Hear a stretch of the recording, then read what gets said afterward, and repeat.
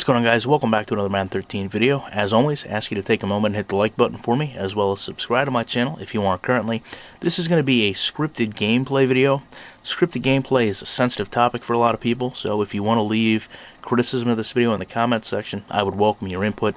And last but not least, I'm going to play this for you at speed and then ask you to follow me on Twitter. My username is ShutdownSafety. Now we're going to look at two examples from the same online CCM game with my Bills. I was actually willing to do a video about the first play.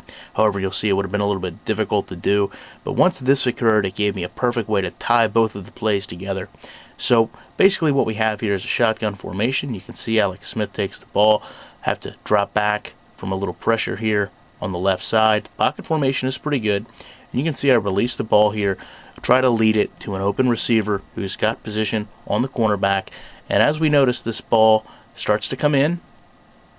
Wide receiver goes out for a catch animation. Defensive back goes for a swat. So far, not a problem. What we're going to do here, though, is take a look at the trajectory of this ball. And I just want you to note that you can tell it's going directly into the hands of my wide receiver. The problem comes in when the ball suddenly changes the direction that it's going in. And just to play this back from the other angle, on the reverse, you can see the ball is coming in, and then all of a sudden right here, it starts to take a dive.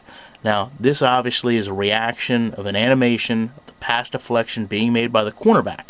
The problem is, at best, the cornerback right now is 1.5 to 2 feet away from this ball and should have no way of impacting it that early in flight to the wide receiver. This signifies to me that before this play even started, a pass deflection had been scripted. Regardless of where or how or when I threw the ball, it was going to lead to this outcome. So to me, I find that to be a bit of a troubling issue with this game.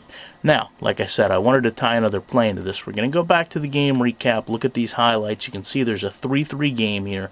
And we're going to take a look at the field goal that I kicked with Rob Baronis late in the first half. Now, the reason I'm bringing this up here as we watch this kick go is I was actually astounded by this, because I've never seen the ball react so realistically in Madden. And even though it's not perfect, like I said, I was willing to commit to a video just to show the positive here. The problem is when I see something like this, and I know that the realism can be there, and then I see something like that pass deflection, it signifies to me a core problem in the engine this game uses to simulate football. This ball is going to bounce off the upright here, and then it doesn't actually make contact with it. And I can respect that. I'm not looking to be the most ticky-tack person on the world when I'm reviewing a play or looking at what occurred in a situation. So the fact that, it hits it, but it doesn't actually make direct contact, but it comes within an inch, I'm fine with. So it hits the upright, and then that changes its trajectory in a very realistic fashion. But you to notice, this ball falls at a pretty realistic clip, and it only spins about 2 times completely. Unlike sometimes you see a pass deflection in this game where the ball spins seemingly 1,000,000 times into the ground. The trajectory of it changes to the point that it hits the pad on the goalpost. And you can see once it hits that pad, it essentially comes to a complete stop, falls to the ground, bounces once, and rolls. To me, that is what I want to see in terms of reaction of the football when it's struck in the air. So again, to go from one extreme to another and have it impact the game in a good and bad way is where I decide to get the idea to make these videos.